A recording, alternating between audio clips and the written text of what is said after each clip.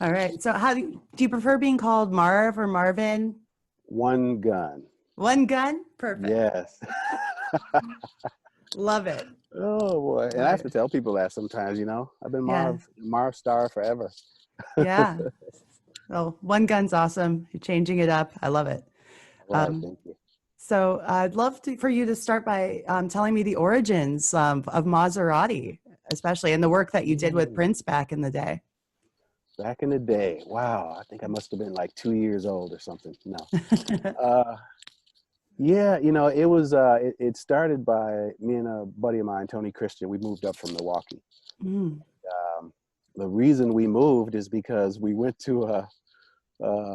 going to a Prince concert and we were late, but we ended up in the elevator with the time. It's when the time opened up for him in Chicago years Oh ago, yeah. like 81 or 82. Anyway, so we just ended up hanging out with the band and we were talking to, it was soon to be, Jimmy Jam and Terry Lewis, but it was Terry Lewis we were talking to before he left the band. Hmm. And we were chatting with him and giving him our history, and we were in the band in Milwaukee. So he said, yeah, I want you guys to you guys come up to Minneapolis and I'm going to do something with you. We were like, oh. Mm. We packed up, we moved within, I don't know, a couple of weeks, maybe a month, and his brother already lived up here. So anyway, we got up here. Tony ran into Mark Brown, and it was funny. They were working on this group called Mazarati, but they were missing a guitar player and a keyboard player. Hmm. And we just kind of naturally fell in there. So he got in there, and it's like, well, man, we need a keyboard player. He's like, no, we don't. We got Marv. So yeah, it all started back, and we did a couple clubs and bars, and we performed with people like um, yeah, I'm trying to think of his name now. Anyway, I'll get back to it.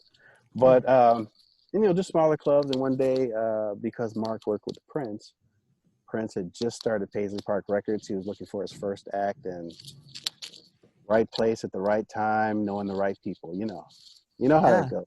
Yes, it does sometimes, doesn't it? Yeah. Hmm. What was that working relationship like?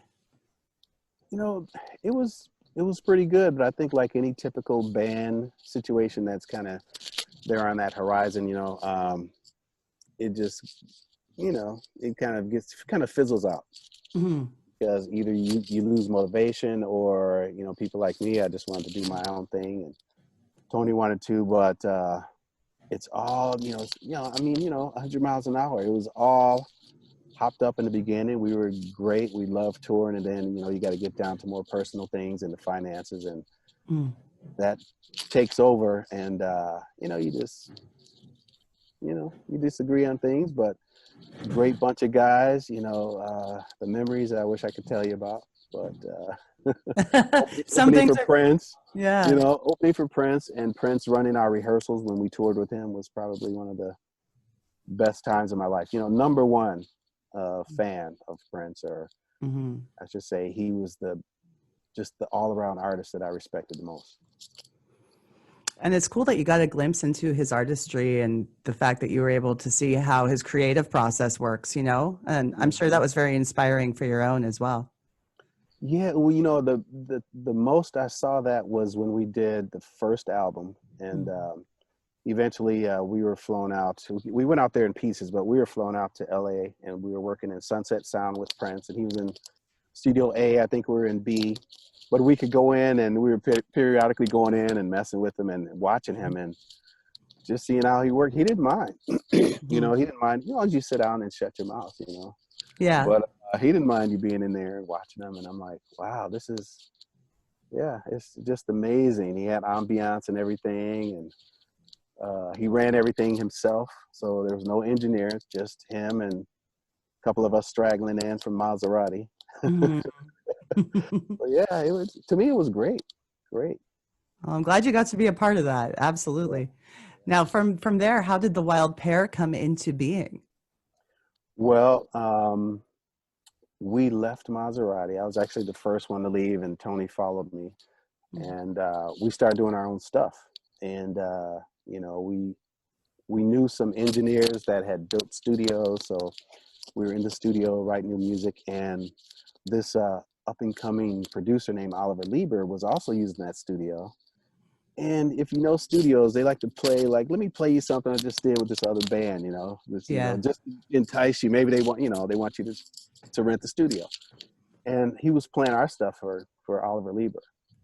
And that was right before, it was actually right when Oliver started, because his dad was Jerry Lieber. I'm a little all over the place. His dad was Jerry Lieber, so he's a descendant of a great writer.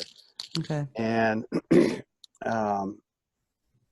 we started talking. He gave him our number and stuff, and we started talking. And the first thing we did was we had a track in a movie called Bright Lights, Big City with Michael J. Fox.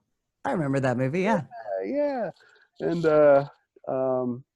I always joke about it because they just start to play our song, and he goes into the bathroom and has a cocaine nosebleed. Yeah. I don't know if you remember that. So he closes the door, closes out the music. But we're like that. That was pretty cool. So from there, he got in contact. Somehow he got in contact with Paula Abdul, and she was just getting into the already a great dancer, but getting into the singing and music production realm. And we were there to do all the, he's got to submit something to her. So I did a lot of the singing, and Tony did the background. So she basically liked what he did off of us singing the lead tracks and his production skills. And it was, it was off and running. Wow. Yeah. So that was like the first time you got to work as the Wild Pair with another artist was with Paula? Yes. Through Oliver? Yep. Okay. That's how the Wild Pair became, because we were just Mara and Tony. So yeah.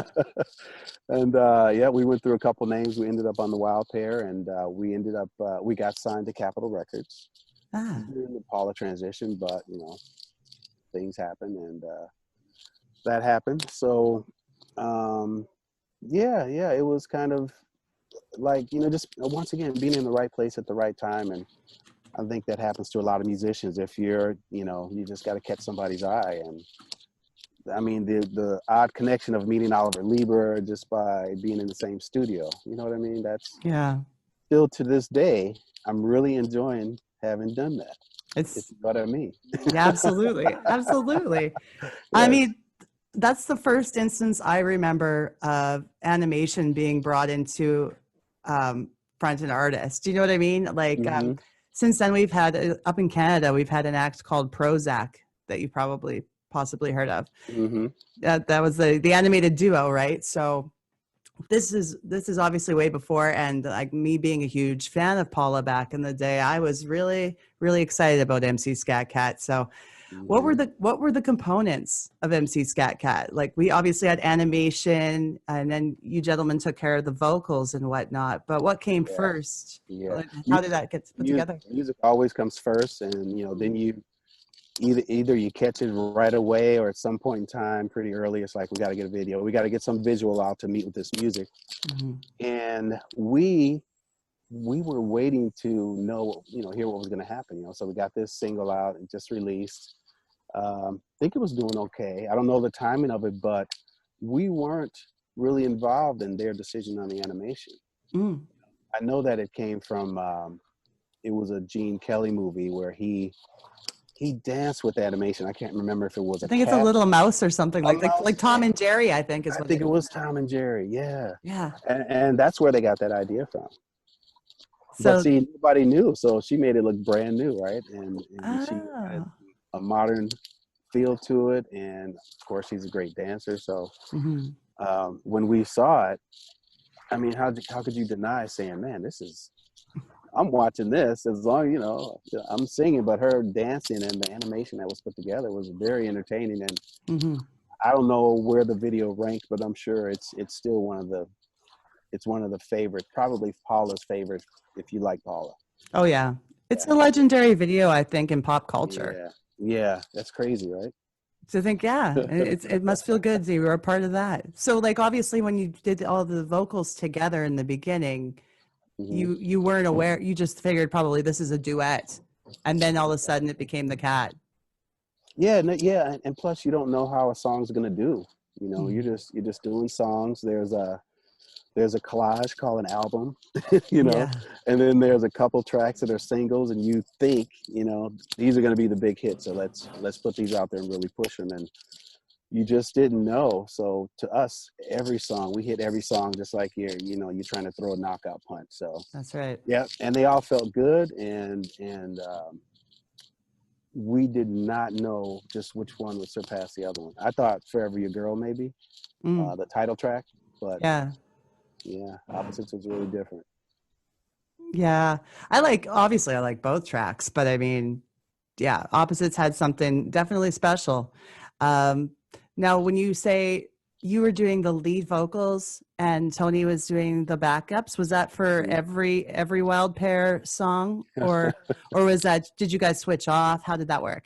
Yeah, well, with Paula, I did co-leads. Actually, I sang the whole track, and they just took me out and put her in and made it a duet. So that was a surprise, just so you know. We thought all of my lead vocals would come out and she would sing, her stuff. But, I sang lead on Opposite and background vocals with Tony, and then the other songs were background vocals. Okay, sweet. So at least now I understand the inspiration for the beginning of MC Skat Kat. And going further into the character later on down the road, he was really popular. I know you guys did like a commercial, and also the whole album, The Adventures of MC Skat Kat and the Stray Mob. Now, what led to that, doing the full album? I have to tell you that I was not involved with that. What happened was when I first started doing, I can't remember if it was Facebook or another platform, but anyway, they were trying to reach out to us, and they weren't able to connect with her. Her management team were trying to reach out to us for us to do that, and they just couldn't reach us. So we heard about it later, and I don't know who they used. It could have been Oliver, but I don't know. It might have been a whole different production team. Yeah. Okay. All right. Bummer, right? I wish. Well, I know it's been said that the raps that were done by MC Skat Kat was a third person. Is that correct? Yeah, Derek Delight. Right. Yep. So I wonder if he was the one involved in that. In the second time around, I don't know, because we did our track separate, so I knew about him, but I didn't know him. Yeah. So if I listened to it, I could tell you if it's the same person. I've got that kind of ear, but I don't know if he was involved. And he did so well on the first track that I hope they used him. Yeah, I had a copy of that CD too, and I really liked it. So I'm sure there's credits on there. I can figure out where that all came from. I'll tell you what, when you come to see OneGunn, because I'm sure I'm going to come play somewhere near you. Yes. It's in my set list, so don't think I exclude Opposites. So you'll hear a little bit of Paula. She may show up. You never know. You never know. That's exciting. Yeah. I can't wait till everything's back to normal. We get to see you play again. So was there any part of this whole MC Skat Kat thing where you were starting to get like, oh man, I'm tired of it being about this cat kind of thing? Or were you just kind of like, were you just feeling cool about it the whole time? I think so. I think after a while, because when it came out, it was so popular. So you saw it everywhere you were. I hear the song in gas stations. And then you think about the video. But no, I still stood in amazement that how they coordinated that and put it together. Because I had to go back and look at Gene Kelly. I hadn't known anything about that type of, I mean, nowadays, right, that's easy stuff. But then it's like, man, they really came up with some ideas. So, no, it doesn't. I can listen to it forever, and it's in my set list. So the song reminds me of the video all the time. Mm-hmm. Were there any performances that you did with Paula, which were live performances that still included the cat, or was it just always pre-recorded? Yeah, it was that. And that was, from what I understand, that was going to be included, that we were going to do some work on that other CD or other album or single, and actually go back in the studio. We had talked about possibly working some more in the future. Yeah. Now, going on into the future, you started working with an artist that I remember too from her first album, Stacey Earle. Yeah. Stacey Earl. Now, I just loved her tracks. It was great, but I felt like that was definitely very inspired by Paula Abdul. Her image kind of, I don't know. She was a really cool pop artist. So you were featured on the song Romeo and Juliet, right? Yeah, yeah. I Did you get, mean, man, where'd you get that one? oh, I'm an encyclopedia of 90s I pop know. knowledge, man. Right, right. Well, that one was so fast and so quick. And next thing you know, we're doing this video that I didn't know who Stacey Earl was. I knew nothing about her. Um, I have to even think that that was potentially through Oliver. Mm-hmm. I'll have to go back. Don't quote me. But No, it's okay. yeah, that was such a one-off. It was crazy. I don't have a big memory of it, but I remember hearing the song. I think it charted. I'm not sure, but Mm-hmm. it was a fun song to do. Every Mm-hmm. artist we worked with was great to work with, and What are some other artists that you remember doing the projects with, recording, writing? yeah, yeah. Um, I'm still trying to think of that first one I was talking to you about, but one of my favorites was Jermaine Jackson. It didn't. I don't think it ever hit, but we were so in awe of each other because we we vocally sounded like each other. Oh, wow. Yeah, we were going to work on some background stuff. It might have come out, but it was for his up and coming CD. Alexander O'Neill is who Mazarati used to team up with back in the Oh, bar day before. yeah. Yeah, we were a bar band, so that was really awesome. But with him, well, Stacey Earl and Paula. Mm-hmm. Since you know then we've worked with pieces of the band. Michael Bland that played drums for Prince, members from I think a couple members from Shalimar, not Howard Hewitt, but other members. Yeah, so just various musicians. Met Stevie Wonder a couple times. That was one of my greatest, most humbling moments. So Mm-hmm. yeah, Oh, yeah, man, Stevie. yes, That's incredible. Yeah. right, right. The blessings you've had. You've been able to do so much, and it's great. Now, Yeah, yeah. you appear again on Paula's Head Over Heels album. And what was it like going about doing the music with her the second time around? Maturity. Yeah. So yeah, we were the real veterans now. So Mm. and I always loved it. That was going to be let's just say we had more stake in that album, and Mm. I think we did a song with her called Crazy Love. Head Over Heels came out. A couple other tracks got sent to other artists, but Mm. um, that we worked more with her in the same studio. The first couple songs on her first album, we were in Minneapolis. Sometimes she was in LA. It wasn't really studio. It was, we hung out. We didn't work in the studio together. So the second time Good. around, more of that camaraderie, feeding off of each other. Now you can, instead of transferring files back and forth Yeah. statewide, now you're right there, and it's always the best way to work, right? In-house. Absolutely. Absolutely. So yeah, and I saw her, I don't know, about 4 or 5 years ago. She came to Phoenix, where I live most of the time, and me, her, and Tony, we had our great time seeing each other again, Mm. and it was just like old times, and it's always been fun hanging out with her. Yeah. Seems like she'd be really lovely. Oh, It's funny when you were mentioning how it used to be with the tracks being shipped back and forth too. Back then, did you have to have it couriered over before the yeah. internet? Hey, what do you call it?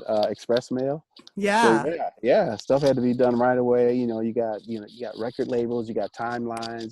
Yeah. We're done. So yeah, that's crazy, right? The 2-inch reels. Yeah.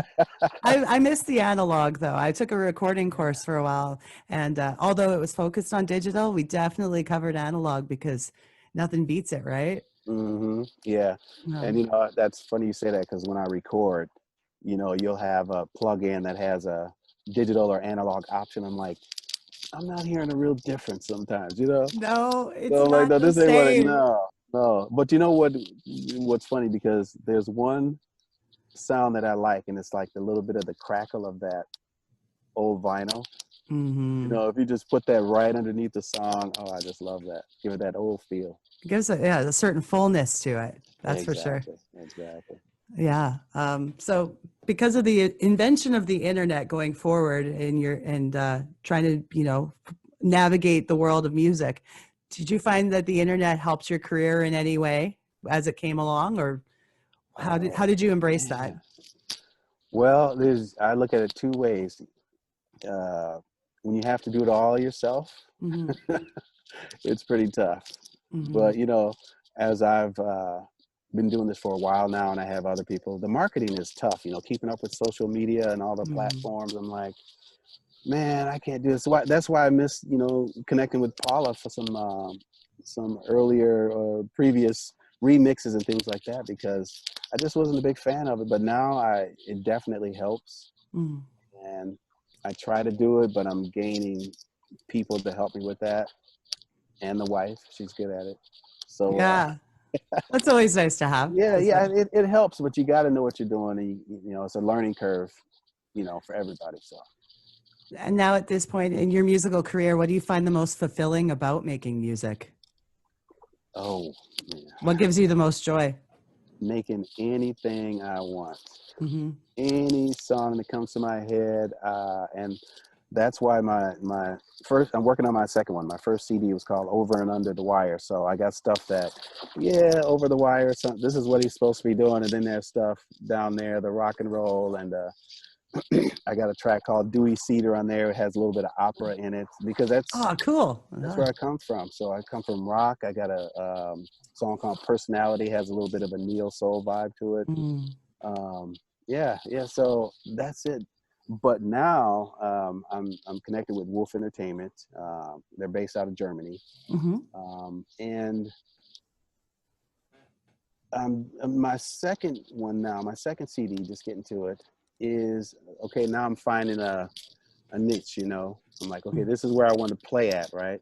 But I'll still swing at the balls up here, and I'll still swing at the balls down there. But this is I'm an R&B guy with a little neo soul and a little rock, and that's what Mazarati was. We were kind of a hard funk rock band. So I still hold true to that. That's if you could pick a track from your most recent work that we could share on the show, because I like to play clips of the music so that everybody gets to know what you're doing that's new and fresh, and your favorite, what would you like me to share with everybody? Well, it's got to be the most recent. So yesterday I just finished shooting the video for it. But my latest track, Be Cool Everybody, you got to check it out. Okay. Hopefully your listeners can check it out. It talks about, let's just say I had that song finished a week before the George Floyd incident or murder. And it doesn't speak to that specific incident, but it speaks to life in general today. And it has a good beat to it and a good message. So be cool, everybody. I'm going to share it. I'm going to share it on the show for you. As long as I have your permission to do so, I will do that. So everyone gets to hear it. Please do. And I hope you have like 8.5 billion listeners that can chime in at the same time.